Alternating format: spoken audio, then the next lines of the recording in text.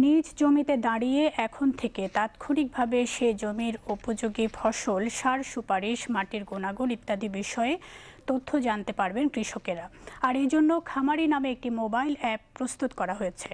সম্পূর্ণ বাংলায় ব্যবহারযোগ্য এই অ্যাপ সহজে বোধগম্য এবং এর ব্যবহার পদ্ধতি কৃষক বান্ধব। আজ সাভার উপজেলার রাজলাখ হর্টিকালচার সেন্টারে খামারি মোবাইল অ্যাপের উদ্বোধনী অনুষ্ঠানে প্রধান অতিথি ছিলেন কৃষি উপদেষ্টা অবসরপ্রাপ্ত লেফটেন্যান্ট জেনারেল মোহাম্মদ জাহাঙ্গীর আলম চৌধুরী।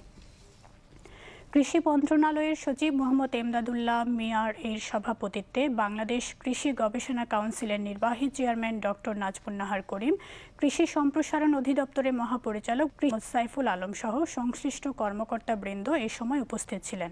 উপদেষ্টা বলেন, কৃষক সঠিকভাবে খামারি মোবাইল অ্যাপ ব্যবহার করলে জমির উর্বরতা রক্ষা হবে, সারের ব্যবহার কমবে এবং উৎপাদনও বৃদ্ধি পাবে। খামারি মোবাইল অ্যাপের সেবা দ্রুত কৃষকের দোরগোড়ায় পৌঁছে দেওয়ার আহ্বান জানান তিনি।